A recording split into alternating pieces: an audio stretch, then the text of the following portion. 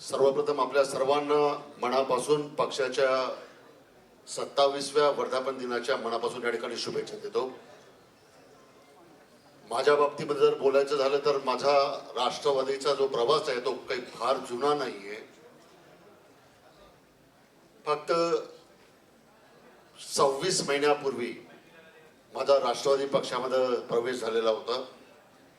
29 मार्च 2024 ला 29 मार्च 2024 ला माझा राष्ट्रवादी पक्षामध्ये प्रवेश झाला। 30 मार्च 2024 ला पक्षाने माझी वर्धा लोकसभा मतदारसंघामधून राष्ट्रवादी पक्षाचा अधिकृत उमेदवार म्हणून उमेदवारी घोषित केली।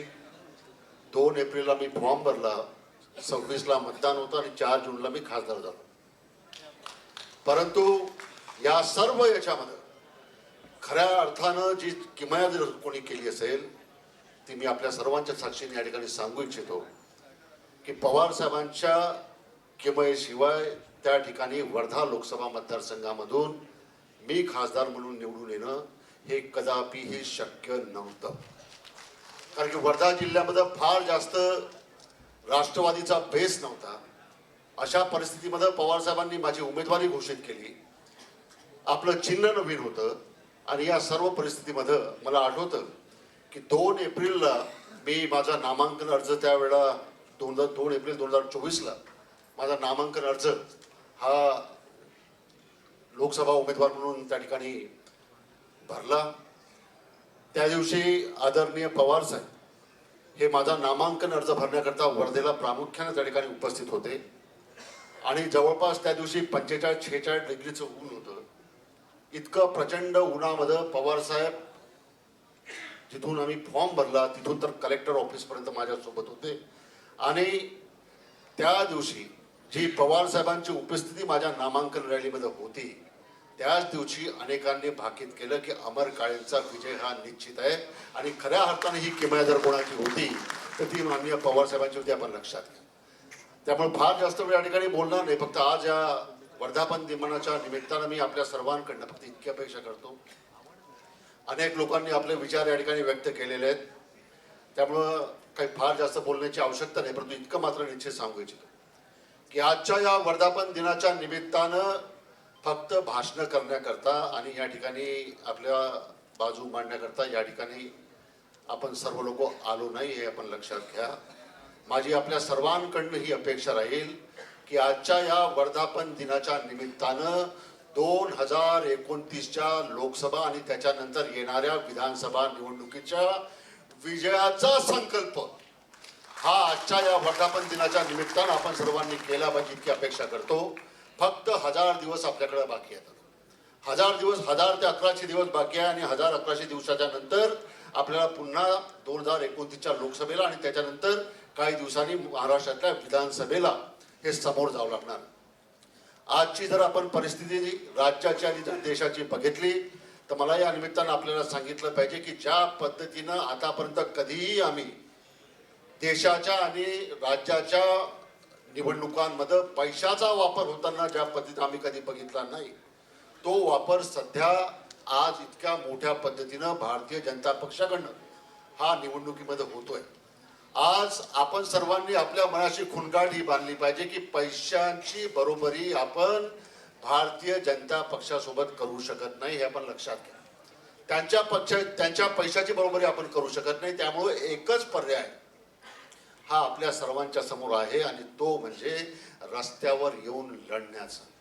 कारण की पैशाची बरोबरी तुम्ही त्यांची करू शकत नाही, दुसरा पर्याय फक्त एकच आहे, तो म्हणजे रस्त्यावर येऊन लढण्याचा। आणि आज थोडंसं वाईट वाटतं आणि स्पष्टपणे मी या निमित्तानं सांगू इच्छितो की ज्या प्रभावीपणे महाराष्ट्रामध्ये विरोधी पक्ष म्हणून आपण काम केलं पाहिजे, त्याच्यामध्ये काँग्रेस असेल, त्याच्यामध्ये शिवसेना असेल, त्याच्यामध्ये राष्ट्रवादी पक्ष असेल, आपला पक्ष, आपण सर्व लोक विरोधी पक्षाची भूमिका वठवण्यामध्ये आपण कुठेतरी कमी पडतोय हे आपण लक्षात घ्या।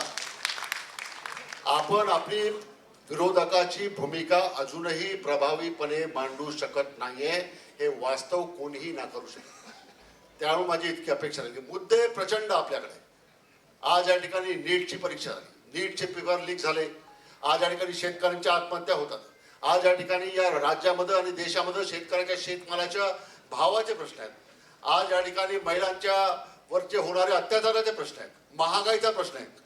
हे सर्व प्रचंड मुद्दे आपल्याकडे असताना सुद्धा ज्या प्रखरपणे आपण रस्त्यावर यायला पाहिजे, दुर्दैवानं आज अजूनपर्यंत त्या रस्त्यावर येण्याची भूमिका आपण घेत नाहीये. त्यामुळे माझी इतकी अपेक्षा राहील की आजच्या या वर्धापन दिनाच्या निमित्तानं संकल्प आपण हाच केला पाहिजे की लोकांना विश्वास वाटला पाहिजे की एक प्रखर विरोधी पक्ष म्हणून आपण त्याच्या सोबत आहे. हे जर आपण लोकांच्या मनामध्ये बिंबवण्याचं काम केलं तर येणारा पुढचा काळ हा निश्चित आपला हे आपण लक्षात घ्या. आणि कार्यकर्त्याची भूमिका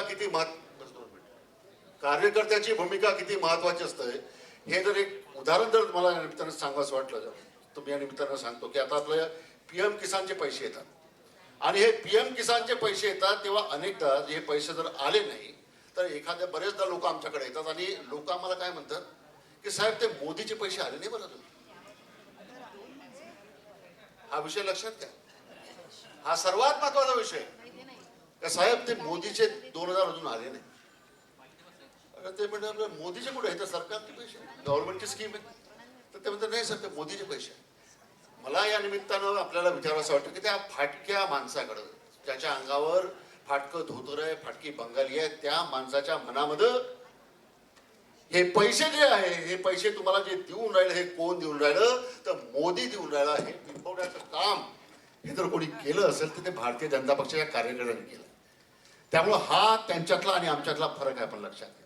आपल्याकडे प्रचंड सांगण्यासारखं आहे परंतु ते आपण लोकांना सांगू शकत नाही, लोकांना कन्व्हिन्स करू शकत नाही. त्यामुळं एक कार्यकर्ता म्हणून सुद्धा आपण ती भूमिका त्या ठिकाणी पार पाडली पाहिजे. मी इथं बसलो होतो ताईंच्या बाजूला बसलो असतानाच मी साहेबांच्या पायाकडे बघत होतो. साहेबांच्या पायाला प्रचंड दुखापत आणि प्रचंड जखमा झालेला मला त्या ठिकाणी पाहायला भेटलं. परंतु याही परिस्थितीमध्ये साहेब संघर्ष करतात आहे. साहेब महाराष्ट्रामध्ये फिरतात आहे. आज त्यांच्यापासून तो धडा घेऊन आज तो संकल्प त्या निमित्तानं आपण केला पाहिजे इतकी अपेक्षा या ठिकाणी करतो. आणि उदाहरणं आपल्यासमोर आहे. 1-2 मिनिटं बोलतो आणि संपवतो की जे लोक लढतात ते यशस्वी झाल्याशिवाय राहत नाही. याचे उदाहरणं मी या निमित्तानं 2 देईल. ते 2 उदाहरणं म्हणजे एक तेलंगणा राज्याचे मुख्यमंत्री रेवंत रेड्डी.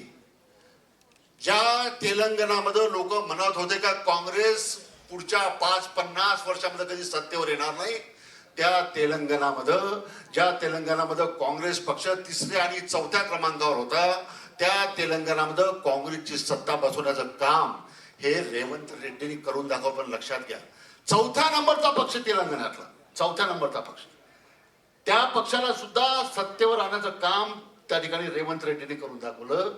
परंतु ही लढाई सोपी नव्हती. रस्त्यावर उतरून आणि प्रचंड संघर्ष करून रेवंत रेड्डीने तेलंगणामध्ये काँग्रेस बसवली. आता कर्नाटकचे मुख्यमंत्री म्हणून त्या ठिकाणी DK शिवकुमार यांनी शपथविधी घेतला. आणि DK शिवकुमारांचा सुद्धा जो काही संघर्ष होता तो काही कमी नव्हता. 50 दिवस तिहारच्या तुरुंगामध्ये काढले DK शिवकुमारांनी. 50 दिवस.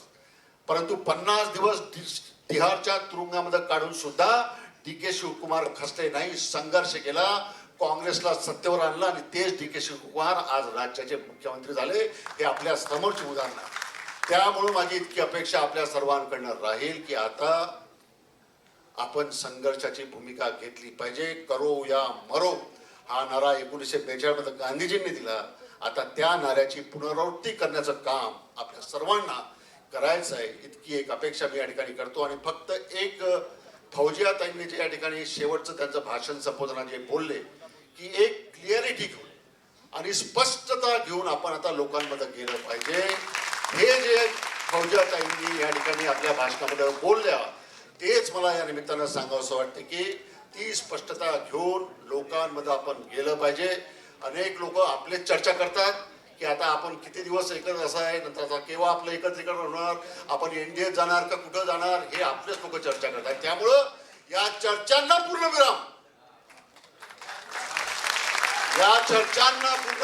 या निमित्तानं या 27व्या वर्धापनाच्या निमित्तानं यावा ही एक अपेक्षा मी या ठिकाणी करतो. आणि हा पूर्णविराम जर या 27व्या वर्धापनाच्या निमित्तानं जर आपण आपल्या महाराष्ट्रातल्या कार्यकर्त्यांना जर देऊ शकलो तर मी या ठिकाणी दाव्याने सांगतो की उद्यापासूनच या ठिकाणी आपले सर्व कार्यकर्ते अतिशय ताकदीनं पुढच्या निवडणुकीच्या तयारी करता लागतील हा विश्वास मी या ठिकाणी आपल्याकडनं व्यक्त करतो. आणि जे येतील त्यांना सोबत घेऊन, जे नाही येतील त्यांना सोडून, परंतु परतीचे दोर वगैरे सर्व कापून ज्या पद्धतीनं कौंडण्याची लढाई झाली, ज्या पद्धतीनं कौंडण्या किल्ल्याची लढाई झाली होती, त्यावेळेला तानाजी मालुसरे हे कौंडण्याचा किल्ला घेण्याची जबाबदारी त्यांच्यावर शिवाजी महाराजांनी दिली होती.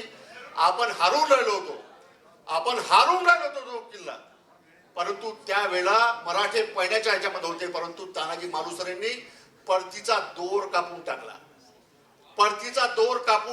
मराठे द्वेषाने लढले आणि हारलेला कोंढाणा आपण जिंकला. हा इतिहास त्या निमित्तानं आहे. त्यामुळे पुढच्या काळामध्ये 2029ची सुद्धा विधानसभेची आणि पुढची निवडणूक ही त्यानिमित्ताने निश्चित आपण जिंकू हा विश्वास मी या ठिकाणी व्यक्त करतो. साहेब आपल्यासोबत आहे, साहेबांचा आशीर्वाद आपल्यासोबत आहे आणि तुमच्या सर्वांची साथ आहे. आणि येणारे दिवस हे निश्चित आपले आहे. ही खुणगाठ या ठिकाणी बांधू आणि उद्यापासूनच नाही, आजपासून पुढच्या तयारीला लागू, इतकंच या निमित्तानं सांगतो आणि माझे 2 शब्द थांबवतो. धन्यवाद.